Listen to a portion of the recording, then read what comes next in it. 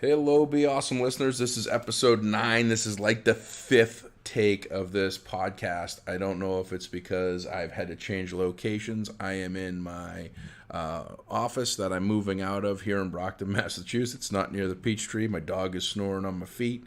But haven't been able to nail this thing where I was comfortable. I've gotten to about 14 minutes longest on the take, and then I've just felt like I had to hit the reset button. Hope I get this done right this time because I got to get home for dinner. But sorry for the delay of the week.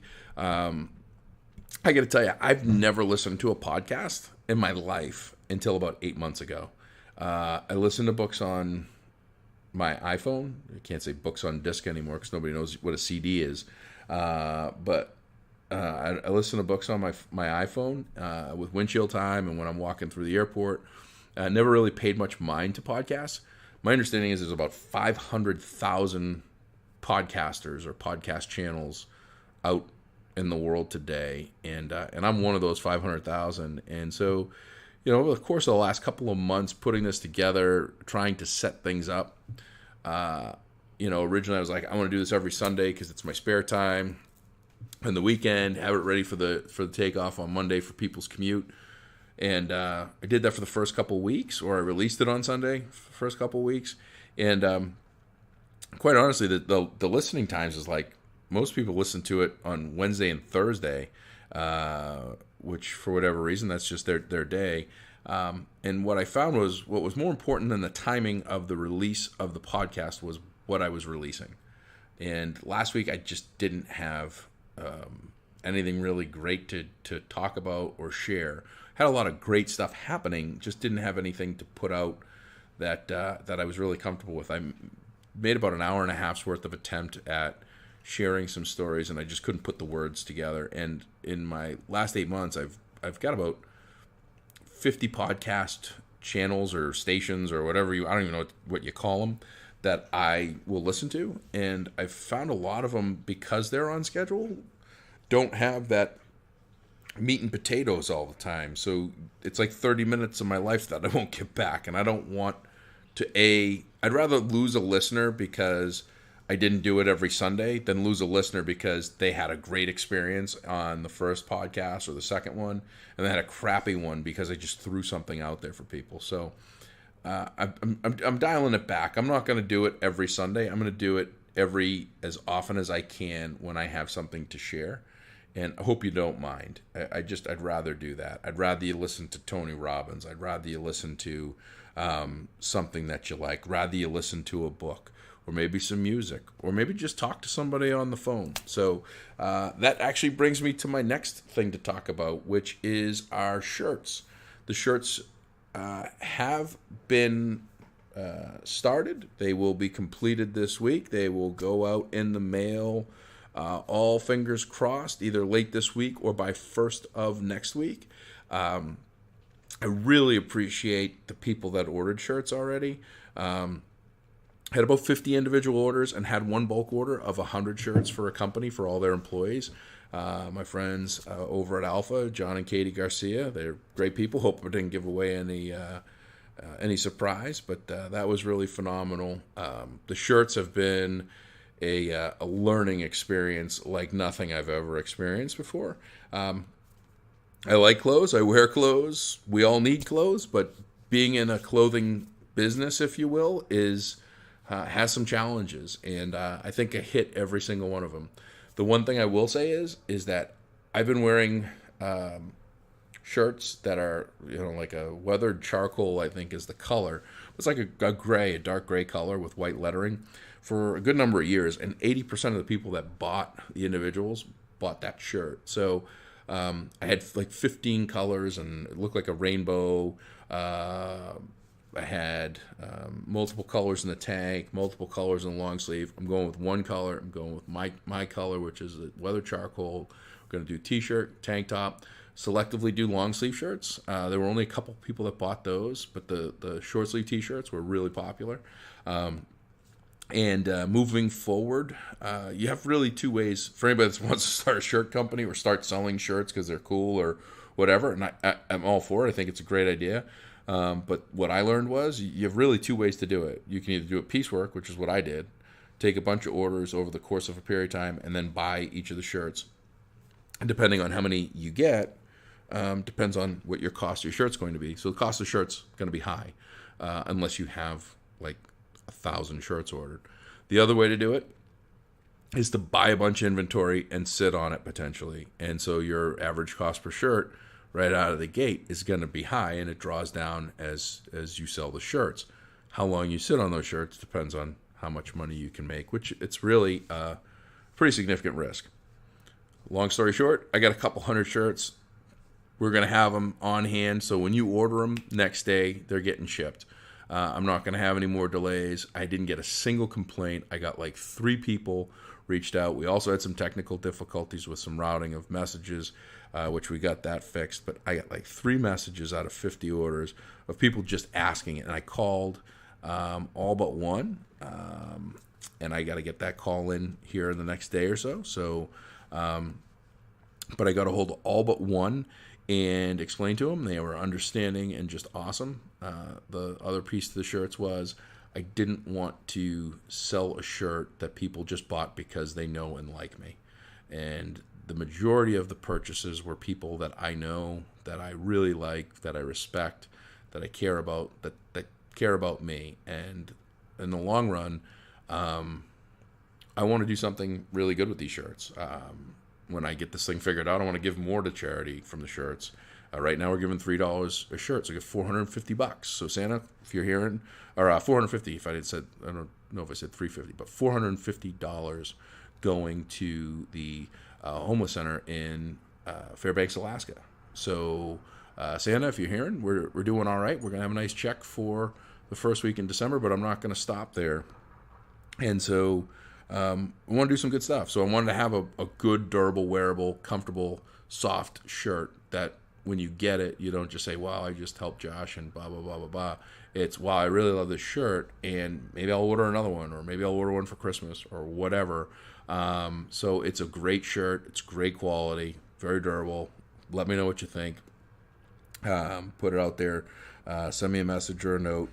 And the incredible thing about the shirts is, I was thinking about this morning, and that's kind of on the, if you're not listening to a podcast, call somebody. The 150 shirts that got sold, I didn't make a single phone call. People bought them based on podcasts or in conversation in an email or on the website. Not a single phone call. So my commitment is, I looked this morning and I have like 4,000 and some odd contacts in my Outlook. I'm going to call every single person between now and Christmas. So instead of me just listening to podcasts all the time and possibly getting myself less secure about what I'm doing, I'm going to get on that phone. I'm going to light it up. I was talking to my buddy Ken this morning. I said, I love talking on the phone when I'm driving. He does too. So I'm just going to start at A and work my way to Z and call everybody and just tell them what I'm doing, and would love any support, whether they listen to the podcast, whether they look out for the book, which God knows when I'm going to get that finalized and done, or buy a shirt and support worthy cause and help my cause. So that's my BOHAG. I figured it out. It's over 40 calls a day in my spare time to folks. So if an average call was 2 minutes, it was going to be an hour. It was going to be 80 minutes, and so it was an hour and 20 minutes a day.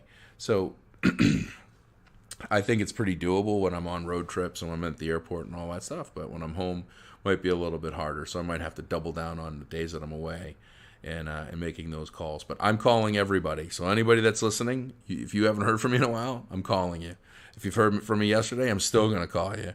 And if you haven't bought a shirt, I'll probably ask you to buy a shirt. Or if nothing else, I'll ask if you listen to the podcast and ask you for a review. So be ready. It's coming. And the shirts will be here next week. And I can't thank everyone that has bought one to date, because I hear so many horror stories about people complaining, and God knows everybody's into the instantaneous delivery of Amazon, and we're talking 6 weeks delayed. There's no real excuse here other than inexperience, unhappy with the product, and really struggling to determine how to do this and, let it all hang out. Am I willing to buy, thousands of dollars worth of inventory on a shirt that I'm not sure if I'll sell? And fact is, I bought 5x number of shirts than what sold in the first 9 weeks. So I'm really kind of putting it out there. I put myself out there pretty good. So ramen noodles for a couple more months, Amy and Danny. Chance you're lucky you're still on formula. Turning 9 months soon, so you got a few more months of that. But really excited. I think that the shirts are going to sell. I really like them. I know people like them. Just got to get the word out more. And one of the other reasons that I didn't do a podcast last week is I just wasn't feeling well, and definitely want to put this out there, because everything that I talk about, all the people that I bring on, and their awesomeness and the things that they're doing, none of that matters if you don't listen to your body, if you don't listen to your loved ones talk to you about what's going on and how you might be acting and what's going and what's doing. Your body truly is your temple, and you should treat it as such. And I haven't. I have used and abused my body from riding dirt bikes and crashing more than I was upright. Gaining a significant amount of weight in 2008 when I got sick with pneumonia, and then probably gaining, a half a pound a month over the last 10 years. So equals about 60 pounds. So for all intents and purposes, my overweight self right now is I was 2 weeks ago, I was almost 90 pounds heavier than I was in May of 2008 when I got pneumonia. Now, granted, 2008, I was 33 years old. I was fairly active. Danny wasn't into macaroni and cheese yet with leftovers, because I love macaroni and cheese leftovers. A lot of life changes happened, but it still shouldn't have equated to such significant swing. I was roughly 180 pounds, which was too light in my opinion and others, but I was 180 pounds. I was at almost 270 a couple short weeks ago, and found myself in the middle of the night eating like a full thing of big stuff Oreo things. Those Oreos are like kryptonite. They're fantastic. And Crescent Ridge whole milk glass bottles. It gets delivered every Monday. Got to have it fresh. It's delicious. So anyway, I have been, I don't know if it's stress eating. I don't know if it's just not paying attention. I don't know what it is, but I was eating like crap for a while. I was feeling bad. And, about a year ago, Amy said, I can't do this. You literally are the worst, loudest snorer I've ever experienced in my life. And let me tell you this, if you're snoring and if your loved one is telling you that, don't think it's just you snoring. I wrote it off for the longest time that my grandfather did it. I never knew my grandparents slept in this. I don't think they ever slept in the same bed because my grandfather was such a horrific snorer. My dad is a snorer, so I just figured it was a hereditary type of thing. So, but last year, Amy, told me to get to I need to get checked out, and so I did, and I did a sleep study, and the way sleep apnea is what's the kind of the big word now. For you to be considered be sleep apnea patient or whatever, you have to stop breathing for 10 seconds or greater 5 times in an hour. So basically, 50 seconds in an hour of sleeping, you're not breathing. I stopped breathing on average on the sleep study 77 times in an hour. So that's 8 minutes, 10 seconds, I think, if I correctly get the math right. So significantly more and dangerous in the pressure it does in your heart and what it does to your body and everything else. So I got a sleep apnea machine, and it's worked wonders. But the doctor said something real simple. He said, you could probably help that a lot just by losing some weight and some considerable weight. So, it's important to listen to your body and don't just take the easy way. because for the last year I took the easy way. I got a sleep apnea machine.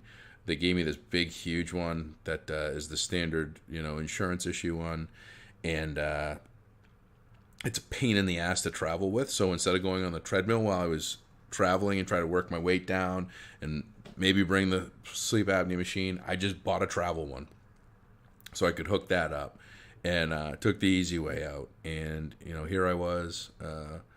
Last couple weeks, I did a trip out to the Poconos in the middle of the night that should have been an easy trip. Should have gotten in my truck late at night, driven through, got there, do my morning talk, and drive back. And it just took the life right out of me. So I started a keto diet. Amy did a bunch of research on it. And we started it, and there's the part where I wasn't feeling good. So she's done so much research on this. She's got friends that have had great success with it, got all sorts of advice, got the leading app, got the right foods, got the keto MCL oil, collagen supplements, all this stuff. I mean, we are dialed in, locked, stocked, and loaded. And she was doing phenomenal the first couple days, and I was just, I thought I was going to die. And so here's the long and short of it is, in the app, you're supposed to put in your height, weight, age, all that stuff. Well, I didn't hit save on mine, and I followed it to a T. I actually followed it better than to a T for the first 3 days, and it was set up for a 35-year-old female weighing 130 pounds. It's 5'6". I'm a 43-year-old male, 6 feet tall, 270 pounds. So I'm way off. I mean, the caloric intake alone was like right at 1,000 for the first 3 days where it was screwed up. And for me, it's 2562. So it's just a disaster. So I'm right on track. I actually feel great. So it's like day 5 of this thing, and I've cut a few pounds, but I really feel great. Like I'm energized. There's more energy in my voice. I think I'm more excited. Chance has been getting up early, and I've just been getting up. I went for a 5-mile walk yesterday morning, so I've got all this renewed energy, and really actually missed it. So listen to your body and listen to those around you. If they're telling you that you're lethargic, or you're a couch potato, or what's going on, where did all the Oreos go, get a pulse check on yourself, because you only get one shot at this thing, and we really got to take care of ourselves. I know I got to take care of myself a lot better, and I feel a lot better in doing it. So that's really the reason why I didn't get that podcast out last week. It's just having what I thought was some brain misfires and some other stuff, but we're on track and hoping that continues. So the last thing I'm going to talk about, I'm going to take off and fly here, is this is a tough week. It's hard to believe it's been 17 years tomorrow for 9/11. I'm sure we all can remember where we were. I was, of all places, I was in the newsroom of a local newspaper doing my water delivery. It was a Tuesday, and just happened to be walking up when the second plane hit, and it's just a different time. It's just different time, different place, different everything. It seems like, and it seems like it was so long ago, but it seems like just yesterday. So, it's something we'll never forget. And one of the things that I found is that as tragic and as everything as it was, what's come about this is America as a whole. If you stop looking at the terrible videos and the news and everything else, and you just look at the people around you, we've become a much better group of people, and more caring and more outgoing, more sympathetic and sensitive. The greatest example I can give is my dad was in the Vietnam War. He flew a helicopter, and he came home, and people were never nice to him. And if you went to the Boston homeless shelter with vets in there, a great number of them are Vietnam vets that were not treated really nice when they came home. And on the 10-year anniversary of 9/11, the town that my dad grew up in had all of the Vietnam veterans to their high school field and had a recognition, appreciation, and welcome home ceremony. And I thought that was pretty awesome. And I've seen a lot of really incredible things come out from a terrible tragedy, and I hope that that it continues. I hope that we continue for all eternity to pay remembrance and respect, and also to realize that we have an obligation to each other to be good and to care about each other and to not be jerks. And so I hope we carry that through this week and beyond. And with everybody on the East Coast, I know everybody's watching this Hurricane Florence. I know that stress and tension is going to be high. I'm actually, as crazy as it is, 9/11 was, I was supposed to be going to Norfolk on 9/12 in 2001. And this year, 9/11's on Tuesday, and I'm supposed to be going to Norfolk. Different reason, but not going to make it. Travel is getting nuts. I called in to cancel my flight before I got on the podcast. The wait time for me was 40 to 44 minutes. And I typically don't have to wait at all because of the amount of flying that I do. So people are on hold for a long time. Stress is high. People looking for generators and everything else.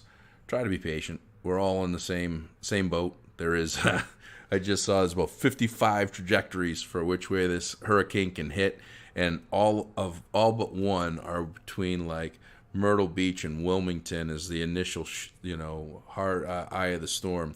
There's one, and I'll put it up on LinkedIn and Facebook later that I saw. There's one which is the most perfectly guided curvatured line that goes right up, and it looks as if it goes right over our house and is going to sit there probably. So this storm is going to be crazy. It's going to hit someplace. Don't know where. It's a crapshoot just like every other storm. So prepare. Make sure you're ready for the worst. Hope for the best. Be safe. Look out and take care of each other. Hope to be on this sooner than later with another episode. I got a couple of really great episodes lined up with some phenomenal people in the next few weeks. So it won't just be me. But in the meantime, thanks for listening. Thanks for your patience with the shirts. Thanks for sharing with your friends. Always love I've got 5 or 6 5-star ratings on iTunes. So whoever's doing that, thank you so much. There's some channels that I listen to that are pretty well known that they don't even have anybody with any ratings. And Donovan, thanks for the actual word review. That was great. So if you can and you're listening and you feel the urge, I would greatly appreciate any rating that you give. If it's good, great. If it's not good, let me know what I can do to make it better. That's what I want to do. I'll consider all things with limitation. There's some things I just can't fix, but any recommendations, reviews, likes, comments, shares, any of that stuff, always welcome, encouraged, and appreciative. You can always find me at josh@beawesome.com, BEAUSM, or www.beawesome.com. And I do have to give a shout to my friends at Signs by Tomorrow in Easton. They are currently making my wall-mounted 7-foot half bat for my office, my Be Awesome bat, we're going to call it. They're putting the decaling on it today. It's going to look mint. I'll put a picture up. And Heather and Caroline, who are the 2 greatest painters on the South Shore, making it work and making my new office pop with honorable blue with white trim. Can't wait to start doing this from my house, starting in the next week or so. So when I'm home, I can spend as much quality time. Leave you with making time, and that's the name of the game. Moving my office and deciding to move my office, I calculated, will find me 50 hours in windshield time, save me $1,500 in coffee that I would have bought at the coffee shop down the street, and will save me about 2,400 or 2,600 miles in driving on my truck, which my truck's getting old, so I want it to last a while. So find that time, make it work, make the most of it. Have a fantastic week. And remember, if you want to do awesome, you got to be awesome. Thanks, everybody.